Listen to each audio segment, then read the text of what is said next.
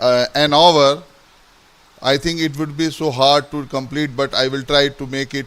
So, are you people ready? It's my simple request you to please note it down. This session is for mains examination as well pre-examination. So, as you need, you may write. So, I am going to start right now.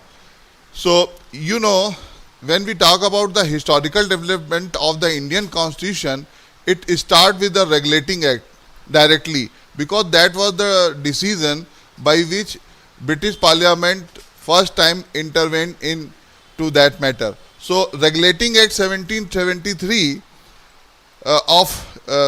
is of great constitutional importance. You know, it was passed by Lord North's government. There was the government of Lord North. When we talk about the Lord North, it means the Prime Minister of the Britain was Lord North, as there was the parliamentary system. So definitely it is an act which definitely recognizes the political functions of the company. When we talk about the political functions, what is real meaning of political function? When we say that was political function, it always reflects law-making process.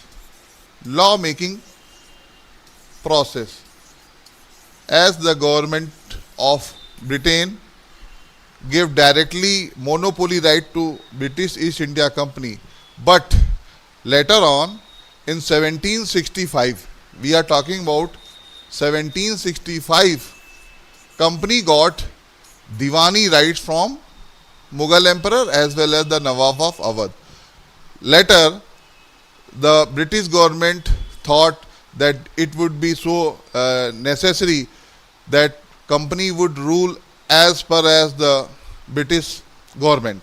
So that was the need. It asserted for the first time the rights of the parliament to dictate the form of the government, which was considered till then the private possession of the company. It was the first of a long series of parliamentary statutes that altered the form of the government in India.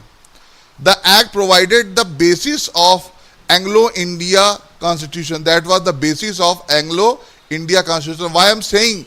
Because you know, when we are talking about 18th century, so in 18th century we got some special privilege in Bengal presidency's area, in Madras presidency, in Bombay presidency. Except all those presidencies, there were Indian rule. But as you know, the British got Diwani rights and Nizamat rights in 1765. So some things were changed that time. So we talk about the circumstances for the enactment of the act at that time. What were the circumstances? Why was the need to intervene into Indian affairs like the company's affair? So we are talking about circumstances. Circumstances for what? For the enactment. For enactment of the act. I am talking about the Regulating Act. So that was the need.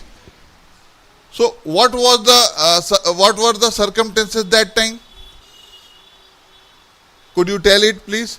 Here we are discussing some of the important causes. There were many causes, many circumstances were there which necessitated the passing of the Regulating Act by the British Parliament. Some circumstances, some causes were so important. So we are going to discuss about all those important matters, all those important causes. First was agitation for parliamentary control over Indian affairs. First was agitation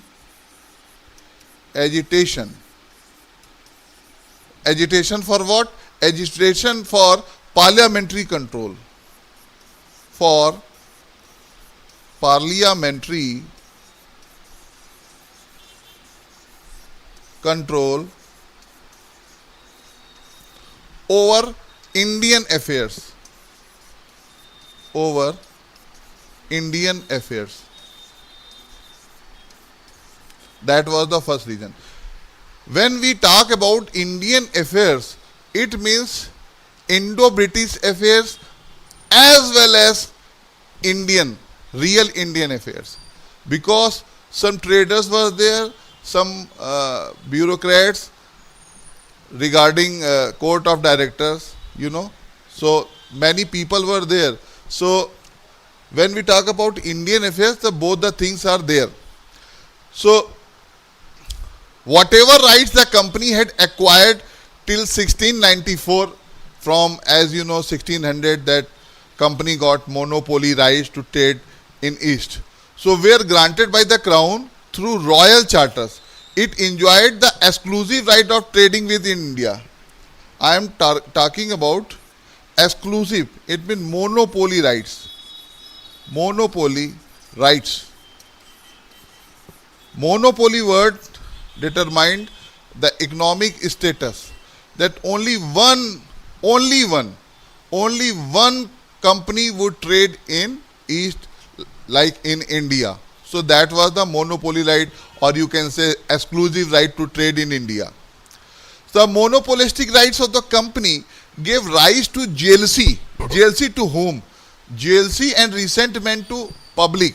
It meant there were many people of companies, of other companies, had wished to trade in India, but as you know, only British East India Company was granted that permission. So demand for free trade became so strong that the parliament, by an act, so that was the important thing. So it was decided to revoke the monopoly and allow every British. So it was allowed. What allowed? Allowed every British subject. Every British subject.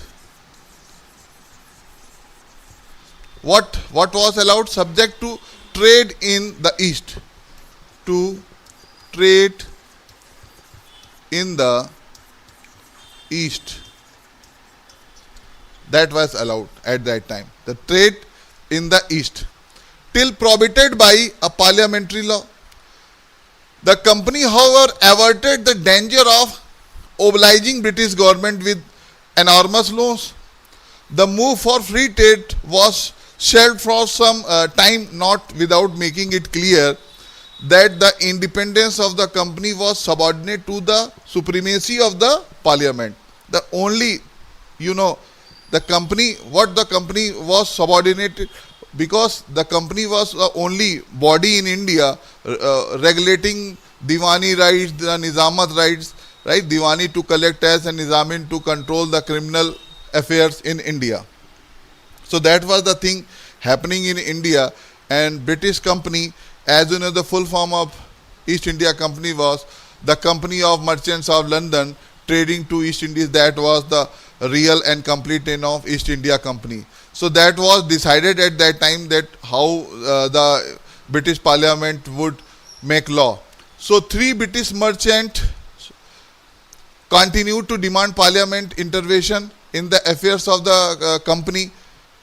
The active and direct control of the British Parliament over Indian affairs began from 1773 with the enactment of the Regulating Act. That was the thing, that the active and direct control of the British Parliament. So there was a question, which was the first act where British Parliament directly intervened into British Indian affairs. That was the Regulating Act. So the active and direct control of the British Parliament over Indian affairs began from 1773 with the enactment of Regulating Act. After regulating this act, British company got many controlled rights, many controlled duties. So that was the thing. Now we talk about the second thing which had to happen which happened also, that was the constitutional difficulties. We talk about the constitutional difficulties.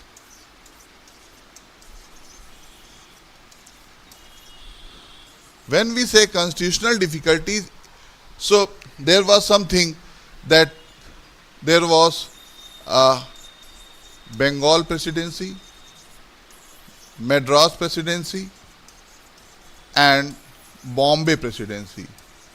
So that was the difficulty of that time. These different presidencies were ruled by the governor appointed by the company, but sometimes they had contradiction when they applied law. So there was not only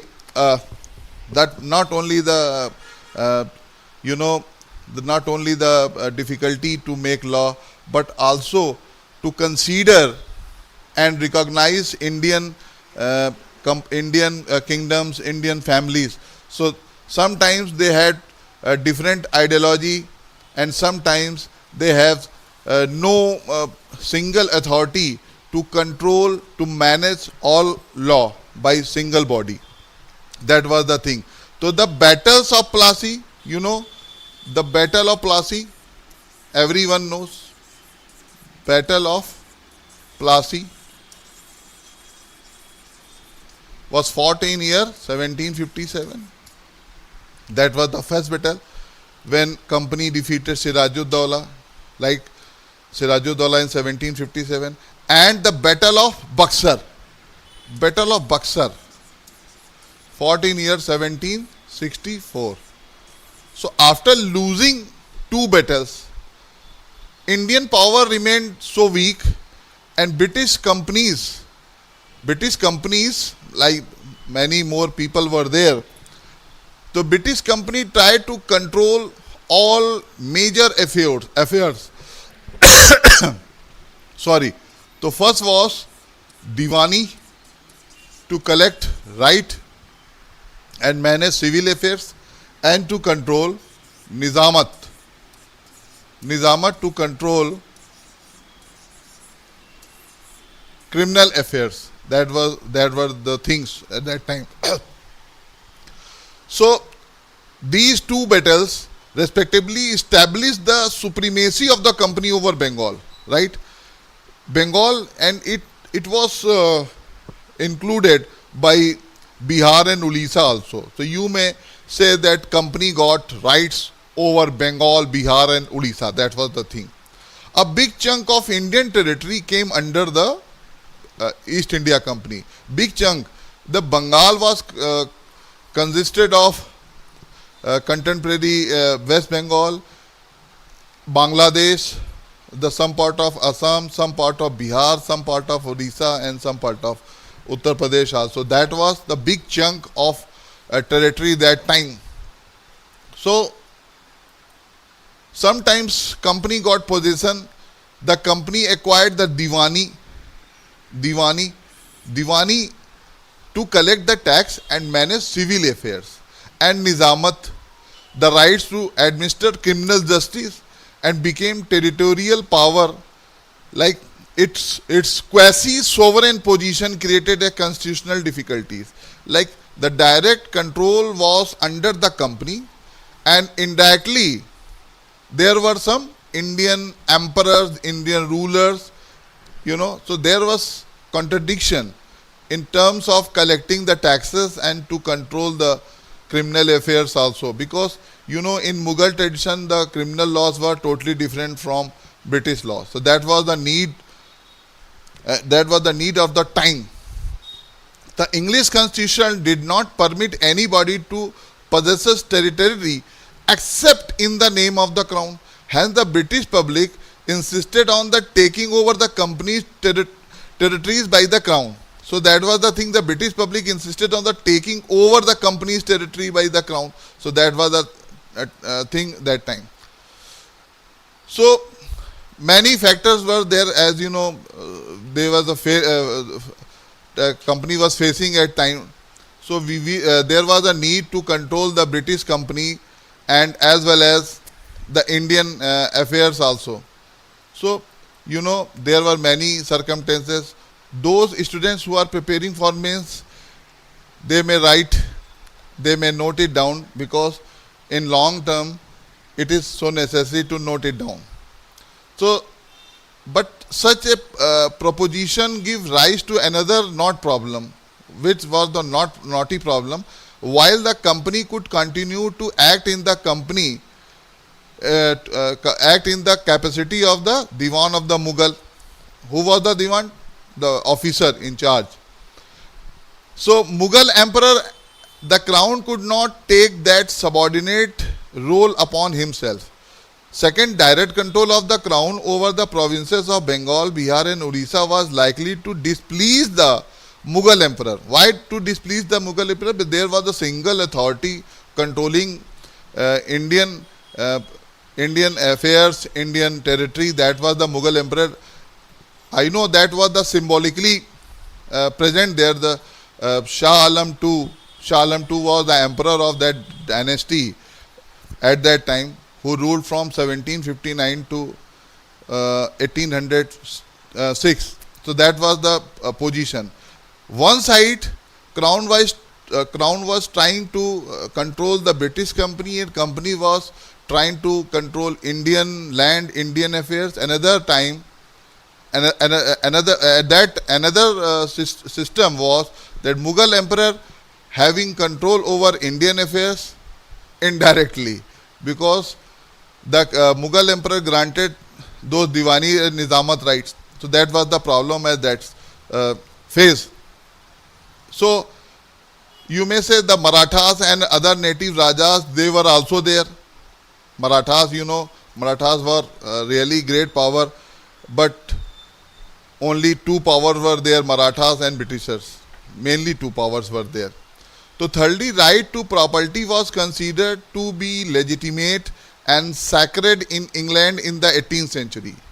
Right to property was considered to be legitimate and sacred in England in the 18th century. And Indian territories were in no way different from the private property of the company.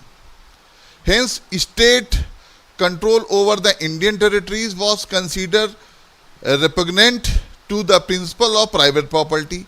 Yet, leaving the company free of state control was also not advisable, because companies' misrule in India was likely to bring a bad name to Great Britain. As company was ruling in India, as acting in India, so there was a position of defaming the British crown. So they were also aware, and you may say that they were more cautious about their name. So keeping the aforesaid difficulties, right, the parliament decide to let the company keep its territorial gains, but to act as agent of the British control.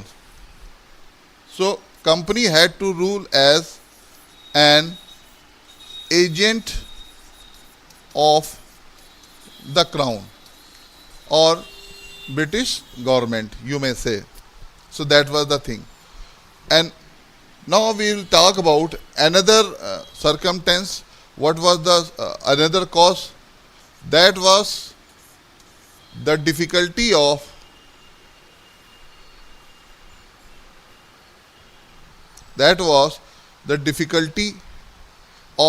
bribe, private trade and gifts. Bribe, taking bribe is illegal in India. Bribe, private. What private? Private trade, because some officials of company was trading individually except the company. And gifts, they also accepted gifts in terms of rupees and gold and gems. So that was also problem. company was losing the profit, and the officials of the company, they became so rich. So that was the problem. The crown goods were either totally exempted from paying local taxes, or were charged only token excise duties. Only token excise duty.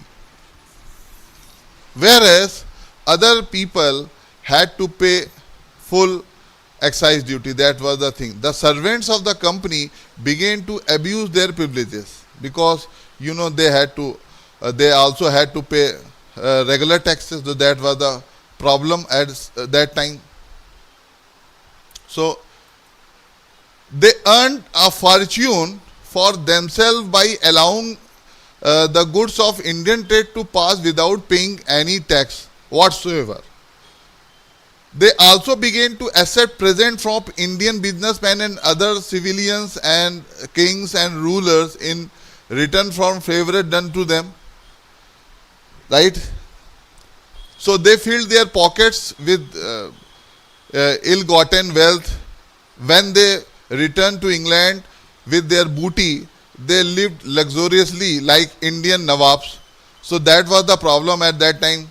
Their fat things enabled them to capture parliamentary seats and to, like abhi bhi hota hai, that happen in that, as you earn some black money in form of passing some gifts, some special privilege to other people, and later on, after losing that job, you always try to become a leader or something like that.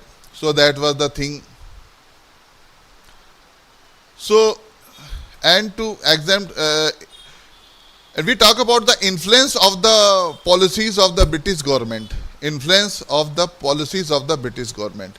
According to Macaulay, the human mind was horror struck at the way in which they had got the money and the way they spent it. Natural, everybody in England grew jealous of them and began to agitate from immediate state control over companies' affairs, because there was also fear in the heart of the British people, British officials, and they were also jealous from these people, these Indian Nawabs residing in luxuriously in Britain. So that was the thing. Fourth point,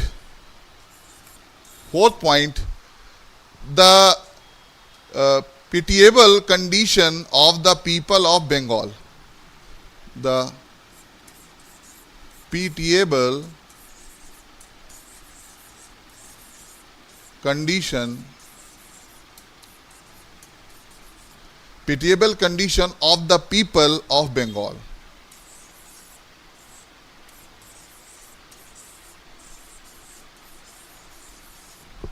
Of the Bengal. Note it down, please. Bengal. And always consider, when we talk about Bengal in 18th century, so there were Orissa, there were some parts of Bihar, some parts of Uttar Pradesh, some parts of Assam, and complete Bangladesh. So that was a big chunk of territory. The pitiable condition of Bengal, the people of Bengal, the system of double government. When we talk about double government,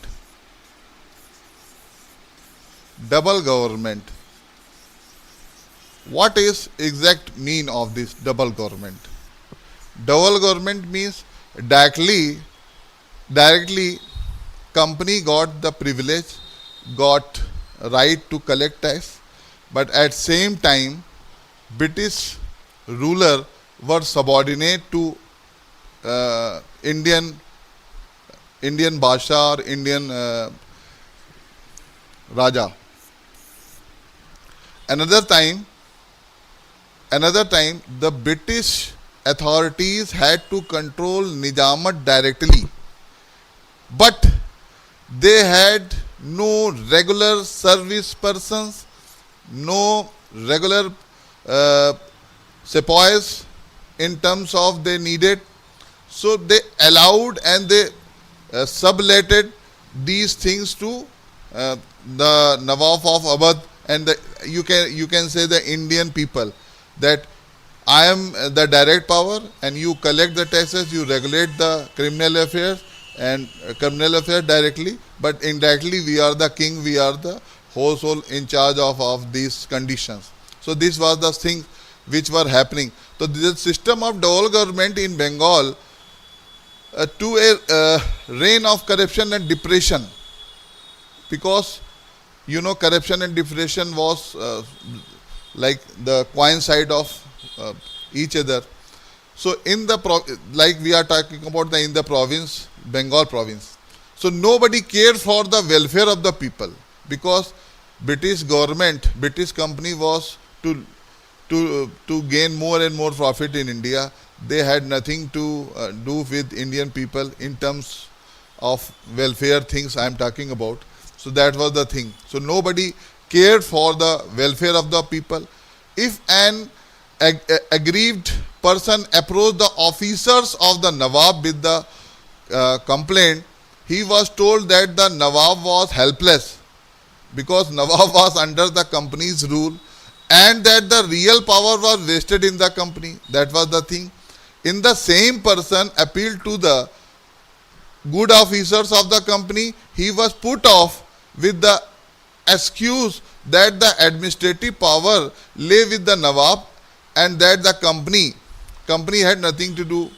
Company was nowhere in the picture, because a layman believed in Indian administration, like Mughal Basha were there, Nawabs were there. So a layman and some businessmen, they believed in real Indian administration, as well as there was a parallel government, British government. So that person was so confused and so you may say the helpless person. So nowhere in the picture. So in the double government, the magistracy, the police, the revenue officials began diverse bodies working upon different systems with conflicting interests under two common head. With each other in misgovernment, there was no positive law and there was very little justice in the country. Little justice, you may say that there was some controlling power. So they earned a fortune for themselves by allowing the goods of Indian traders. That was the thing happening in that time.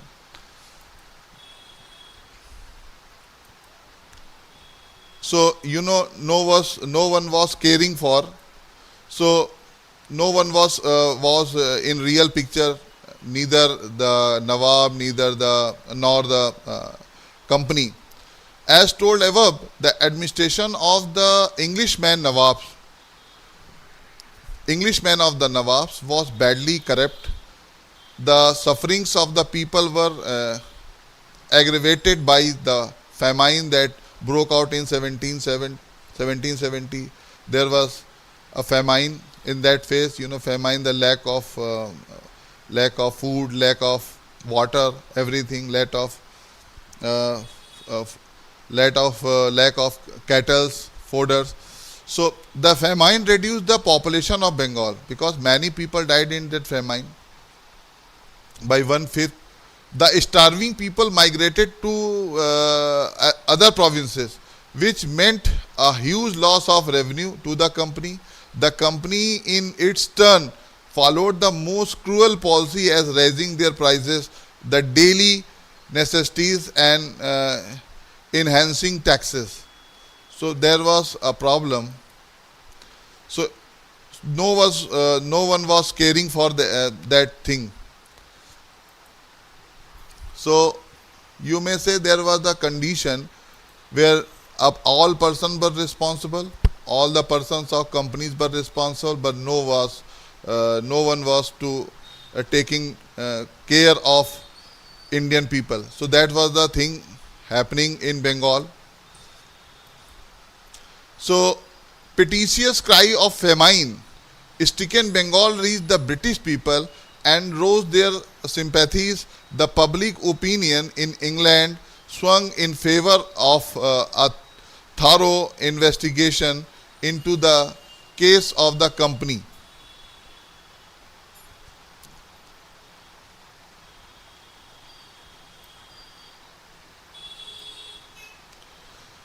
So that was the thing happened, right? Now I will talk about the defeat of the company. Defeat of the company. So fifth point is defeat. Defeat of the company.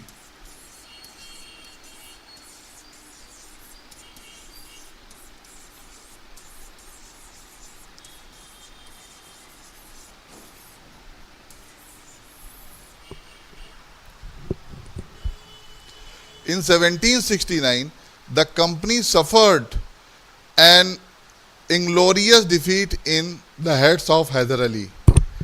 When we are talking about 1769, the first battle of Mysore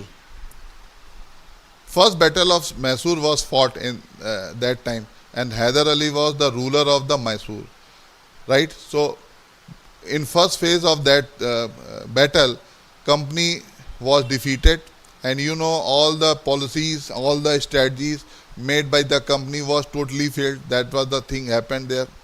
So his crown, his own things were demolished. So when this news reached England, the British government as well as the public was greatly shocked how this company was defeated, because company had wealth and naval power and army and military. So how the company lose these things? So England took defeat as a severe blow to her prestige, right? So why there was prestige involved?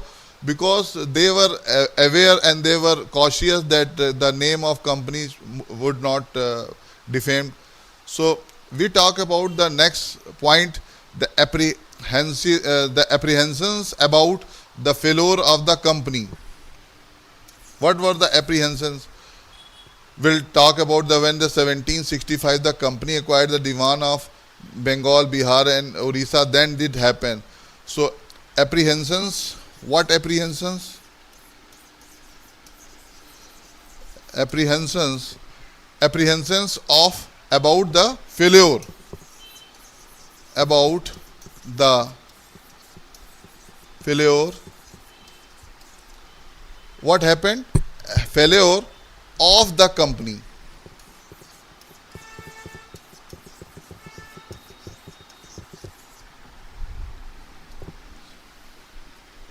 What apprehensions? When we talk about apprehensions, so there was a Diwani right granted by Mughal emperor at that time. So directors knew no bounds.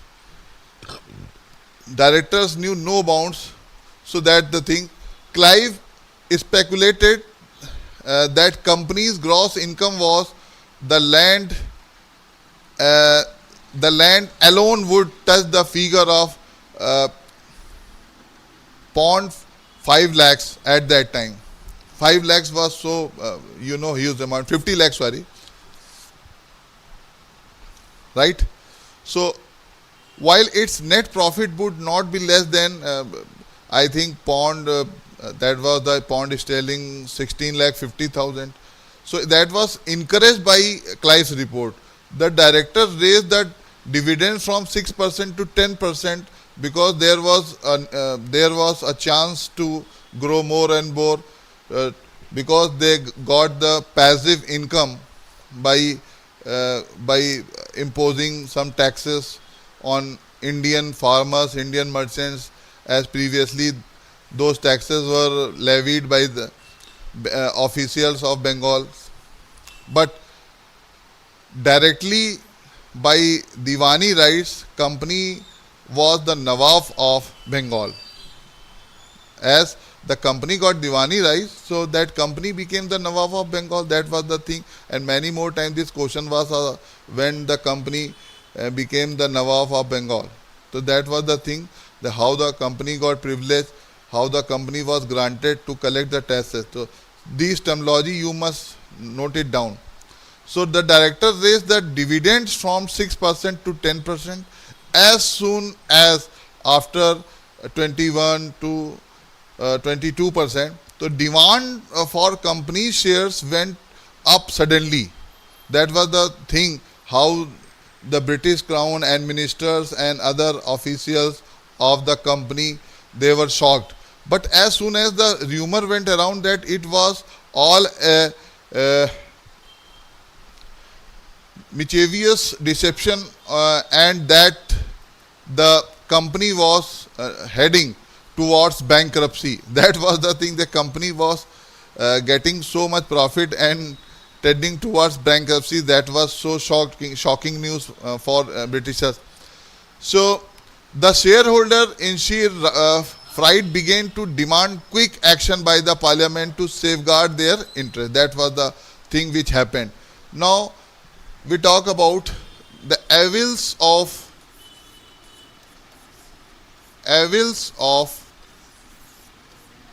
double government. Double government. Two governments were there. Double governments mean one was Mughal emperor, another was British company, East India Company. So there were two governments were there. So dual control over the three provinces of Bengal, Bihar and Orissa wrecked the economic life of the people. Unnatural divisions of the administration into two halves produced confusion, chaos and corruption. The servants of the company behaved in the most irresponsible manner. The divided and complicated authority of dual government roads gave rise to operation and intrigues unknown in any other period. That was the thing which was said by many more persons, right?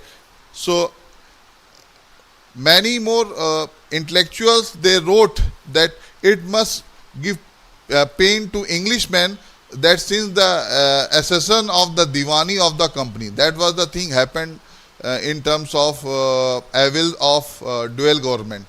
So the condition of the people of the country had been worse than it was before. So no civilized government ever existence on the face of this earth, because which was more corrupt, more perfidious and more rapacious than the government of East India Company from 1765 to 1772, because British East India Company was a trading company, not a welfare institution. So no one should hope that this company would launch some welfare policies for Indian people. That was not to happen. So the pathetic condition of the Indians under the company's rule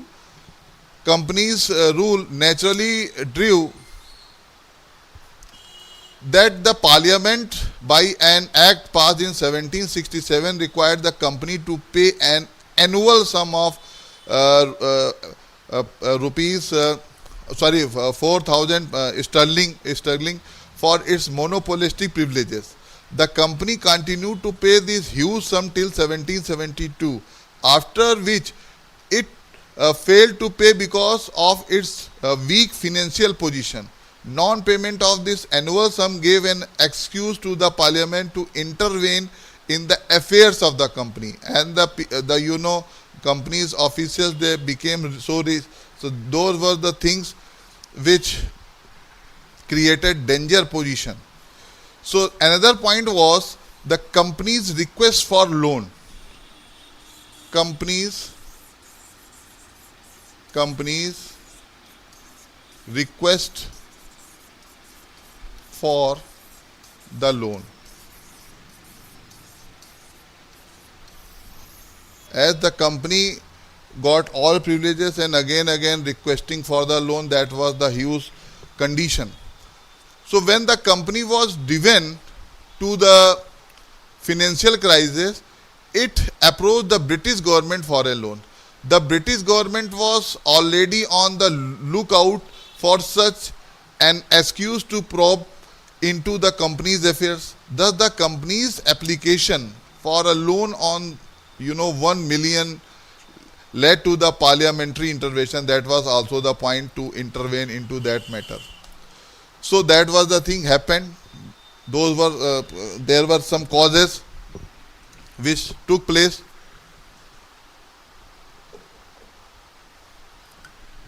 Now we'll talk about the preamble of the act.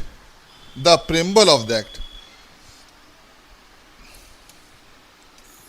The preamble of the constitution you always read, but there is also a preamble of the act. Preamble of the act. The preamble of the act.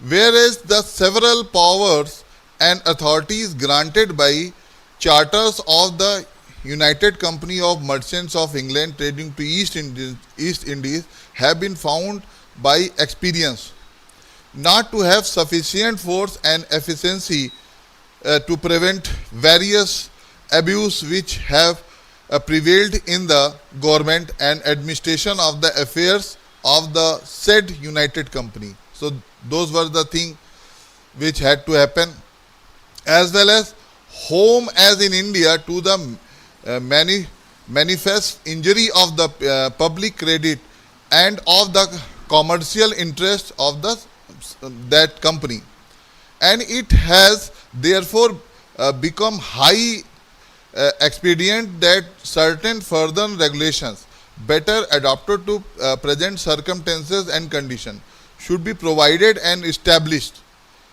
And whereas the electing and the choosing of the directors of that company every year in such a manner as at present prescribed by the charter has not answered. What not answered? Answered the good purpose intent thereby, but of the contrary by limiting the duration of the office so short a time evidently tends so weaken the authority of the court directors. May it therefore please be enacted. That was something to describe. So main provision, what were the main provisions of the regulating act? We talk about the main provisions of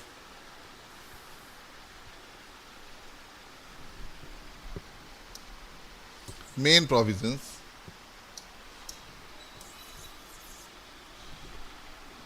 There were many provisions, but main provisions.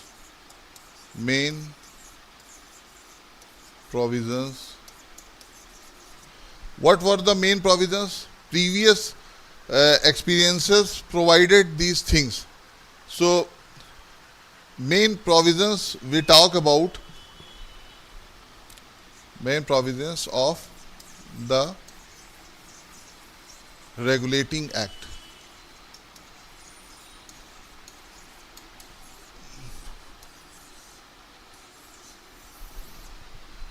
How many provisions were there? So first was subordination of Bombay and Madras to Bengal. Subordination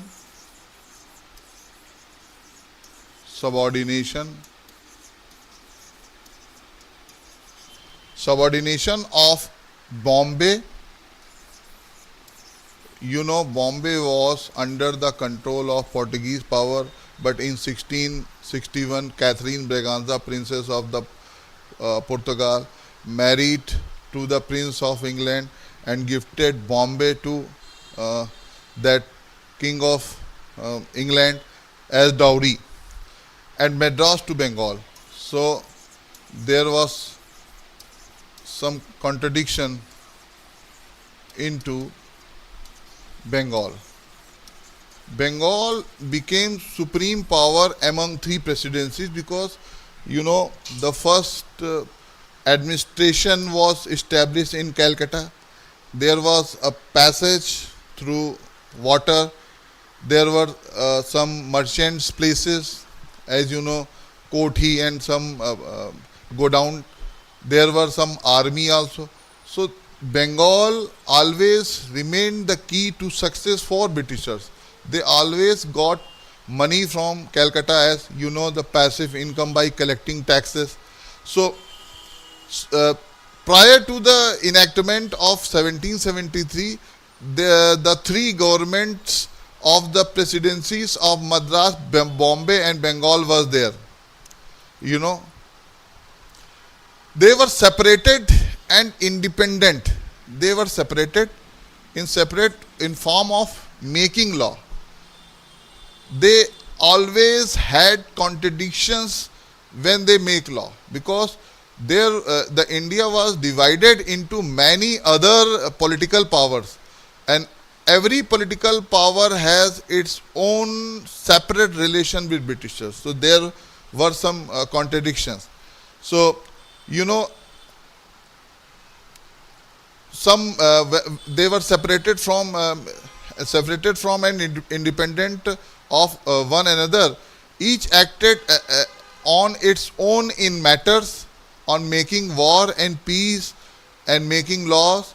The company put too much inconvenience because of their unregulated actions. There was no uniform policy. There was no uniform policy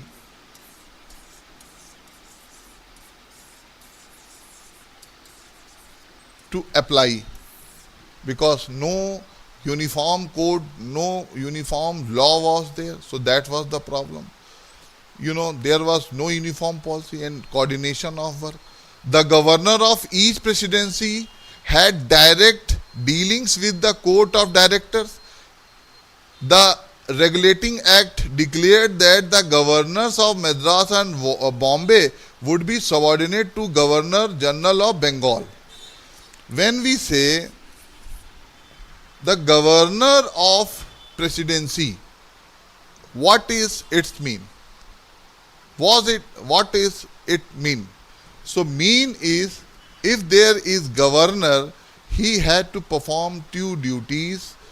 That was to protect and provide British, some protection to Britishers, and to collect taxes. There was only two things to perform by this governor, and they had separate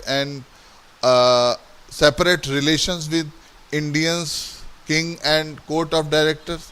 So that was a real need of the time to make uniform court. So the governor of Bengal became the governor of Bengal became the Governor General of Bengal. Governor General of Bengal. Right? It means his position was so strong. He was promoted. But here you must consider the Governor of Bengal and Governor General of Bengal are two things. While that person would perform in terms of collecting tax, in terms of making law, that person would act as the governor. But in terms of supervise the Bombay and Madras, that person would act as the Governor General of Bengal. So you must note it down, right? That was the thing. So Governor General was authorized to superintend and control the governments of Bombay and Madras. The presidency governments were instructed not to declare war or make peace or conclude treaties with Indian powers without the previous sanction of the governors general of the Bengal or the company's directors. You know, the company was controlled by the court of directors. So there was also a team, company's directors. So, and those companies directors were residing in England. So unless compelling circumstances demanded immediate action, the provision laid the foundation of unitary type of government in British India. So that provision laid the foundation of the unity type of the government. What is the what is the real exact meaning of unity type of government? In unity type of government, there is one power to make law. No division of power was there, as India has the federal system. So state and center, they both has power to make law for their own. So, but in unitary type of government, there is only one central power would make law for control. So, we are talking about the things. So, the provision laid the foundation of a unity type of government in British India. The Governor General was also given the power to suspend the presidency governors, their councils, if they need by. There was also a council to help the governor. That was the need of the time. So, separation was there. And another point was establishment of the Council of Governor General. Second point, establishment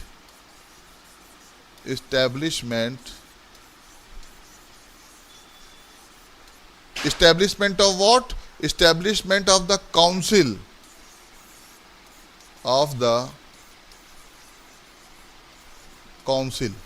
council for what? For whom? Council of Governor General. Because if you compare this body to present parliamentary system, you get there were some persons were authorized to make law for British India. As the parliament of our country make law for India. So, where there is a president, there is 𝐼𝐸𝐽𝐵, Lok Sabha, Council of State and lower house. And that time, these four people of the council, including Governor General, would make law for India, would make law for Bengal. That was the thing, that was the model of parliamentary system. So the act made provision for the council of 4 members. There would be 4 members in council, plus 1 Governor General. This body will perform as the parliamentary body. Right now we have the parliamentary system adopted from Britishers. So that was the thing. So 3 councillors were to hold office for 5 years and could be removed by 1 year. So there were 4 council members, right? Among 4, 3 councillors were to hold office for 5 years and could be removed by the British King or the recommendation of the directors. But one last member of council was not given this authority, right? Later, all those 4 members of this council, they were to hold office for 5 years. The tenure of these 4 members was 5 years. 5 years. And they had to act on the majority basis.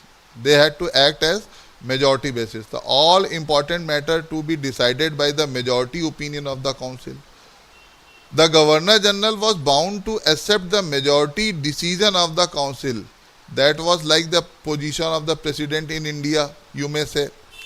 He did not possess any overriding right. In case of equality of votes in the council, he exercised his casting vote. The names of the Governor General is 4 councillors, like they were, first Governor General was Warren Hastings,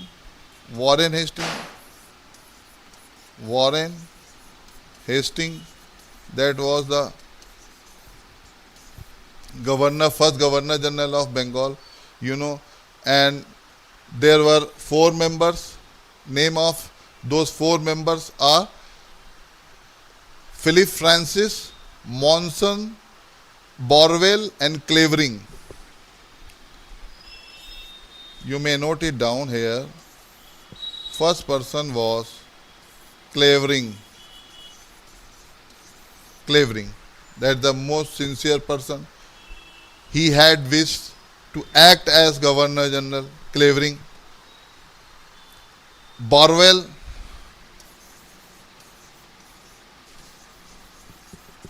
Philip Francis.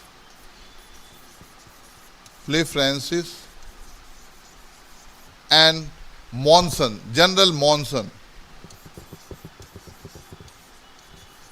And they had great contradiction with Governor General. Three of these four members, they got one side. As you know, Borwell was not ex. You may say the previous. You may say that was he had been the subordinate person. He had the subordinate officer to Warren Hastings. So he always sided the Warren Hastings. So what this body got, what right was given to this body? That was to right to make law. Right to make law.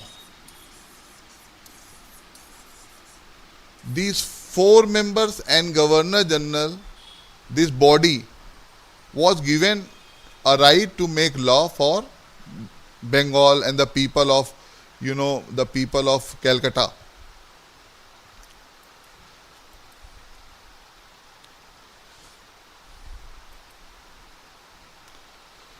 So there was not so differences.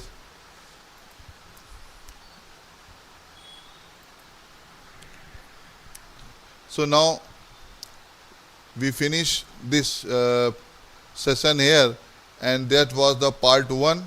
We'll discuss part 2 tomorrow. To make, by making law, this act now comes to end. And thank you for being with me. We'll meet tomorrow. Thank you so much.